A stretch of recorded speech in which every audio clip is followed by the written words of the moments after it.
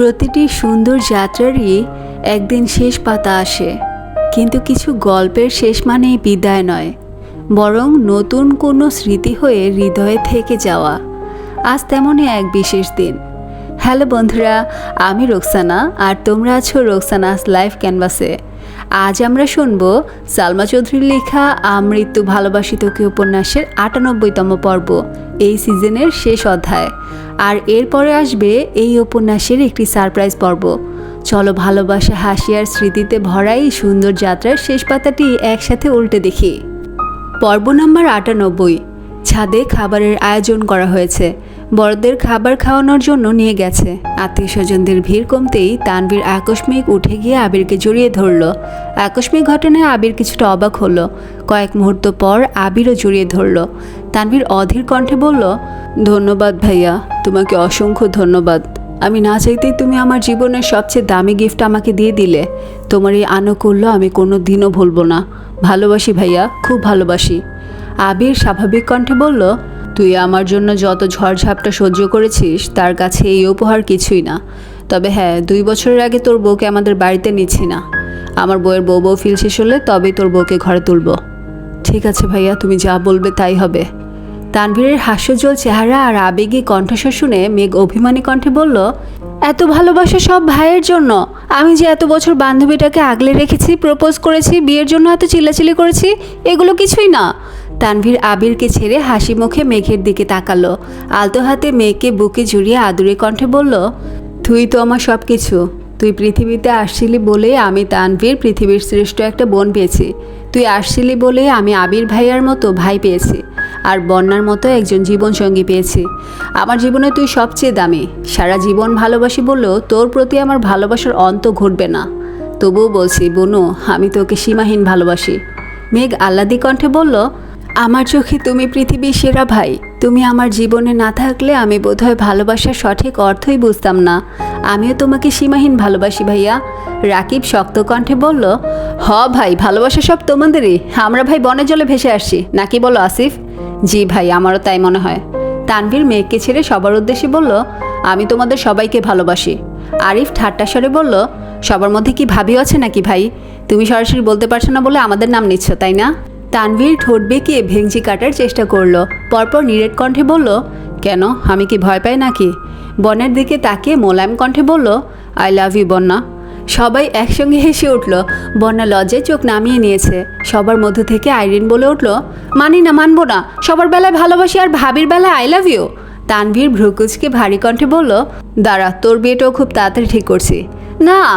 মেঘ বন্যাকে টেনে এনে তানভীরের পাশে দাঁড় করিয়ে তানভীরের হাতের উপর বন্যার হাত রাখলো। তার উপর নিজের হাত রেখে মোলায়েম কণ্ঠে বলতে শুরু করলো, আজ থেকে আমার বেবিটা তোমার। তাই বলে এটা ভেবো না যে আমি আমার বেবিকে ছেড়ে দিব। তুমি যদি ইচ্ছেকৃত আমার বেবিকে কষ্ট দাও তাহলে এর ফল খুব খারাপ হবে।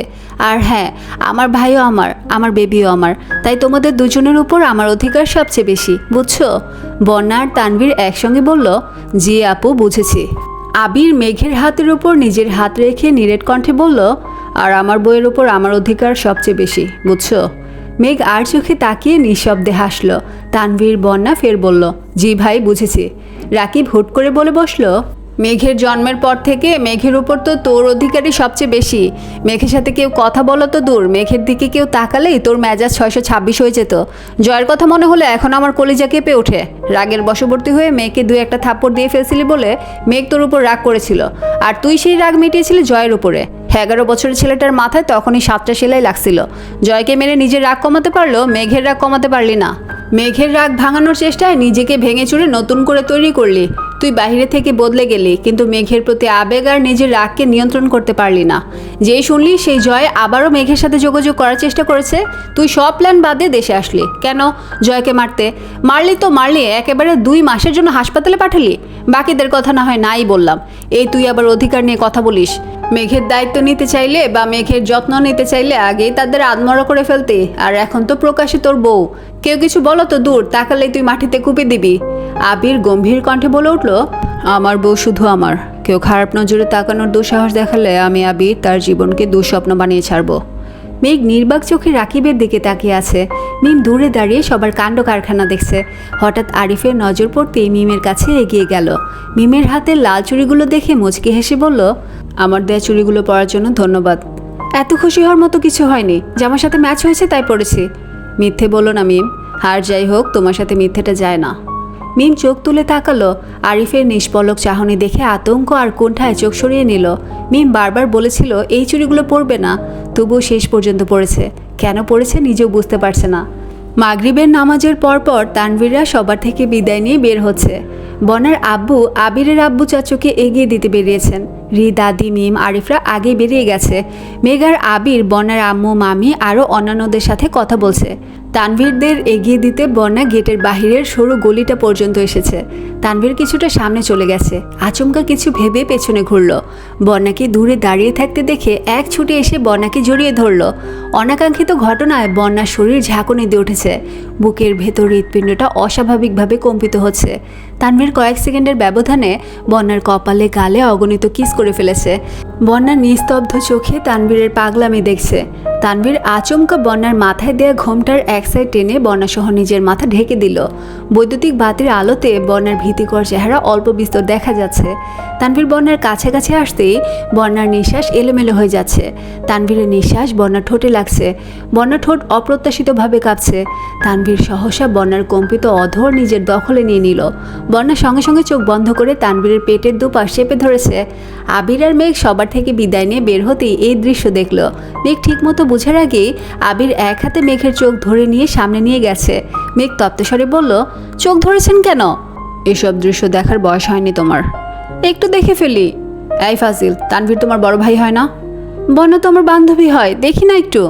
আবির দাঁতে দাঁত চেপে বলল, নির্লজ্জের মতো কথা বলো না, আপনি খুব খারাপ। তাই ঠিক আছে, খারাপের রূপটা না হয় রাতে দেখাবো, এখন চলো। বিয়ের পর থেকে আবিরের অফিস সম্পর্কিত কোনো মাথা ব্যথাই নেই। রাকিব আর রাসেল কোনো রকমে অফিস টানছে। আবিরকে কিছু বলার মতো অবস্থা নেই, কারণ আবির অন্য এক জগতে আছে। অবশেষে আবির আজ অফিসে যাবে, যদিও স্বইচ্ছায় না।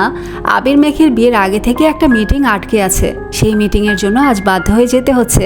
আবির ফ্রেশ হয়ে ওয়াশরুম থেকে বের হতেই দেখলো বিছানার উপর আবিরের শার্ট প্যান্ট টাই সুন্দর করে গুছিয়ে রাখা আছে, অথচ মেঘ রুমে নেই। আবির ভ্রুকুচকে রুম থেকে বেরিয়ে বেলকনিতে গেল। মালিহা খান, হালিমা খান, মিম আদির সাথে মেঘ গল্প করছে। মূলত তানভীরের বিয়ে নিয়ে আলোচনা চলছে। আবিরের বিয়ের বিষয়ে আগে থেকে কেউ না জানলেও তানভীরের বিষয় নিয়ে বাড়িতে আলোচনা আগেই হয়েছিল। তানভীর বাড়ি থেকে চলে যাওয়ার পর পরিস্থিতি অস্বাভাবিক হয়ে গিয়েছিল। তখন মাহমুদা খান বন্যার কথা জানিয়েছিলেন। অনেক বছর যাবৎ বন্যাকে চিনে জানে, আচার আচরণও ভালো, সব মিলিয়ে কারোরই কোনো আপত্তি ছিল না। তানভীরের উপর অল্প বিস্তর অভিমানের কারণে সবাই ইচ্ছে করে তানভীরকে আগে কিছু জানায়নি। আবির কিছুক্ষণ দাঁড়িয়ে থেকে আকস্মিক উচ্চ শব্দে ডাকলো, বউ। মেঘ সহসা চোখ তুলে তাকালো, কিন্তু উঠে গেল না। আবির শক্ত কণ্ঠে আবার ডাকলো, রুমে আসো। মালিহা খান শান্ত গলায় বললেন, ডাকছে যা। মেঘ দরজায় দাঁড়িয়ে ভ্রু গুটিয়ে ধীর কণ্ঠে বলল, সব কিছু রেডি করে রেখে গেলাম, আবার ডাকছেন কেন? আমি অফিসে যাওয়ার আগ পর্যন্ত তুমি আমার চোখের সামনে থাকবে, এখন টাইটা পরিয়ে দাও। মেঘ তখনও দরজায় হেলান দিয়ে দাঁড়িয়ে আছে। আবির জিজ্ঞেস করলো, টাই বাঁধতে পারো না? মেঘ মৃদু হেসে বলল, এই দায়িত্বটা যে আমার নিতে হবে এটা খুব ভালো করে জানতাম, তাই আগে ভাগে শিখে ফেলেছি। Good girl. আবির রেডি হয়ে অফিসের উদ্দেশ্যে রওনা দিয়েছে। মেঘ আবিরকে এগিয়ে দিয়ে আবার রুমে ঢুকলো। বিয়ের ঝামেলা, কক্সবাজার, ভাইয়ের বিয়ে সব মিলিয়ে ব্যস্ততায় আবিরের রুমটাকে এখনও আপন করে নিতে পারেনি। মেঘের জামা কাপড়ের প্রায় সবই এখনও মেঘের রুমে রয়ে গেছে। মেঘ সেগুলোই টুকটাক গুছাচ্ছে। সকাল থেকে তানভীরের কোনো খোঁজ নেই। আবির কিছু দূর যাওয়ার পর তানভীরের নাম্বারে কল দিল। তানভীর কল রিসিভ করতেই আবির জানতে চাইল, কোথায় আছিস? মুন্সিগঞ্জ। ওখানে কি করিস? বউ নিয়ে আসছি। বাহ, অসাধারণ। এটা অসাধারণ না ভাই, খুব সাধারণ। সাবধানে থাকিস। ঠিক আছে। মেয়ে গুনগুন করে গান গাইছে আর আপন মনে ওয়ার্ড্রোবে জামা রাখছে। জামার মাঝখান থেকে একটা ওড়না নিচে পড়ে গেছে। ওড়না তুলতে গিয়ে আকস্মিক বেডের নিচে একটা বড় লাগেজ চোখে পড়ল। মেঘ তেমন একটা গুরুত্ব না দিয়ে আবারও কাজে মনোযোগ দিল, কিন্তু মনের ভেতর কেমন যেন কৌতূহল জাগছে। কিছুক্ষণ পর মেঘ বেডের নিচ থেকে লাগেজটা বের করলো। লাগেজে তালা দেখে চাবি খুঁজতে লাগলো। অবশেষে চাবির গোছা থেকে লাগেজের চাবি বের করে লাগেজটা খুললো। লাগেজ ভর্তি জিনিসপত্র দেখে নিজের অজান্তেই কপালে কয়েক স্তর ভাঁজ ফেললো। উপর থেকে দু একটা জিনিস সরাতেই আশ্চর্য নয়নে তাকালো। মেঘের ছোটবেলার জামা, ছোট ছোট কিছু খেলনা সহ আরও অনেক জিনিসপত্র। কয়েকটা জিনিস তুলতেই একটা শাড়ি চোখে পড়লো। গাঢ় নীল রঙের অসম্ভব সুন্দর একটা শাড়ি, যার উপর একটা চিরকুট লেখা। আমি জানি না তুই দেখতে কেমন হয়েছিস, তবে আমার কল্পনায় তুই পরীর চেয়েও সুন্দর হয়ে গেছিস। তুই ঠিক কতটা বড় হয়েছিস জানি না, শাড়ি পরলে তোকে কেমন লাগবে সেটাও জানি না, কিন্তু আমি ঠিকই কল্পনা করে নিয়েছি এই প্রথমবার নিজের টাকায় তোর জন্য শাড়ি কিনেছি। এই শাড়িতে তোকে খুব দেখতে ইচ্ছে করছে রে। নিচে আজ থেকে আরও 5 বছর আগের একটা তারিখ লেখা। মেঘ চিরকুটটা সরিয়ে জামার উপর দিয়েই কোনো রকমের শাড়িটা পরলো। গাঢ় নীল রঙের শাড়িতে ড্রেসিং টেবিলের আয়নায় সত্যি সত্যি একটা পরী দেখতে পেল। বাস্তবিক অর্থে পরী না হলেও আবিরের কল্পনার পরীর মতোই লাগছে। শাড়িটা অনেক বছর আগের হয়, নতুনের মতো আর নেই, তবুও মেঘের কাছে এটাই যেন আকাশসম আবেগ, কারণ এতে আবিরের আবেগ, ভালোবাসা জড়িয়ে আছে। মেঘ ধীরে ধীরে বাকি জিনিসগুলো দেখতে লাগলো। লাগেজে বেশ কিছু শাড়ি আছে, যার প্রতিটাতেই তারিখসহ আবিরের লেখা চিরকুট লাগানো আছে। বিদেশে থাকাকালীন 7 বছরে মেঘের কথা ভেবে যা যা কিনেছে প্রতিটা জিনিস খুব যত্নের সাথে প্যাকিং করে রেখেছে। এক পাশে সব দেখে শেষ করার আগেই মেঘের নজর আটকায় অন্য পাশের হাজারো রঙিন কাগজের দিকে। মেঘ কয়েকটা রঙিন কাগজ হাতে নিল। প্রথম কাগজের উপরে এক কর্নারে পৃষ্ঠার নাম্বার লেখা। প্রথম পৃষ্ঠাতে অগোছালো অক্ষরে লেখা, যদি এমন হতো ঘুম ভাঙতে তোর আমার দূরত্বের কথা মন থেকে মুছে যেত, আমি আমার মেয়েকে আবার আমার করে পেতাম, তবে কতই না ভালো হতো। অন্তত পক্ষে নির্ঘুম রাত কাটিয়ে তোকে না পাওয়ার আক্ষেপ বুকে চেপে একরাশ হাহাকার নিয়ে দেশ ছাড়তে হতো না। মিস ইউ কলিজা। দ্বিতীয় পৃষ্ঠায় লেখা, এই শহরে সব আছে, কিন্তু তোর গায়ের গন্ধ নেই। আবির যে তার মেয়েকে ছাড়া একদমই ভালো নেই। 3, 4, 5 প্রতিটা পৃষ্ঠা উল্টাচ্ছে। অতঃপর 23 নাম্বার একটা পৃষ্ঠাতে আবার নজর স্থির হলো। পৃষ্ঠাতে লেখা, তুই এত নিষ্ঠুর কীভাবে হতে পারলি? আমাকে দূরে ঠেলে সত্যিই কি ভালো আছিস? কিন্তু আমি কেন পারছি না? 23 দিনেও কেন একবারের জন্য হাসতে পারছি না? চোখের সামনে শুধু তোর অভিমানের মুখটা ভেসে উঠছে মেঘ। মানুষ তো কত ভুল করে, কই এত বড় শাস্তি তো কেউ পায় না। আমাকে কেন এত বড় শাস্তি দিলে? কয়েকটা পৃষ্ঠা পর আরেকটাতে লেখা, এই দেশ আমার সব কেড়ে নিয়েছে মেঘ। আমার আমিটাকে হারিয়ে ফেলতেছি। আমার জীবন বিষণ্ণতা ছেয়ে যাচ্ছে। চারিদিকের সবেতে বিরক্তি জন্মে গেছে। মেঘের দু চোখ টলমল করছে। মেঘের হাতে থাকা সব কাগজ পড়ে গেছে। বাতাসে উড়ে পৃষ্ঠাগুলো চলে যাচ্ছে। মেঘ কাছের পৃষ্ঠাগুলো তুলে তাড়াতাড়ি করে লাগেজে রেখে লাগেজ আটকালো। 2-1টা পৃষ্ঠা দূরে চলে যাচ্ছে। মেঘ পৃষ্ঠাগুলো উঠাতে উঠাতে রুমের মাঝ বরাবর চলে যাওয়া পৃষ্ঠাটা উঠালো। ওইটাতে লেখা, পৃথিবীতে আমার প্রাপ্য সব কিছুর বিনিময়ে হলেও যদি তোর অভিমান ভাঙানো যেত, আমি আবির সব ছেড়ে আজই দেশে চলে আসতাম। বিশ্বাস কর, আমি আজই চলে আসতাম। আমি যদি একবারের জন্য বুঝতে পারতাম তোর গায়ে হাত তুললে তুই এতটা অভিমান করবি, তাহলে কোনো দিন তোর গায়ে হাত তোলার দুঃসাহস দেখাতাম না। তোর অভিমান আমাকে ভেতর থেকে ধ্বংস করে ফেলতেছে। এসব সহ্য করতে না পেরে যদি কখনো মরে যাই, তবে জেনে রাখিস আমি আবির আমৃত্যু তোকে ভালোবেসেছি, আর তোর অভিমানের কারণেই মরেছি। মেঘের দু চোখ বেয়ে অনর্গল পানি পড়ছে। পৃষ্ঠা উঠিয়ে যেই উঠতে যাবে, তখন নজর পড়ে সামনের দেয়ালের দিকে। আগে রুমে অনেক জিনিসপত্র থাকায় এই দেয়ালের প্রতি নজরই পড়েনি। এখন রুম সম্পূর্ণ পরিষ্কার হয় দেয়ালের কালো পর্দার উপর মেঘের নজর আটকে গেছে। মেঘ মনে মনে ভীত হচ্ছে ঠিকই, কিন্তু কিছুটা কৌতূহলও কাজ করছে। জোরে নিঃশ্বাস টেনে এগিয়ে গেল পর্দার কাছে। এক সাইড থেকে পর্দা টেনে দেয়াল উন্মুক্ত করে দিল। দেয়ালে কিছু একটা ছবি আঁকা। কাছাকাছি থাকায় মেঘ ঠিক মতো বুঝতে পারছে না, তাই পেছাতে লাগলো। কিছুটা পেছাতেই থমকে দাঁড়ালো।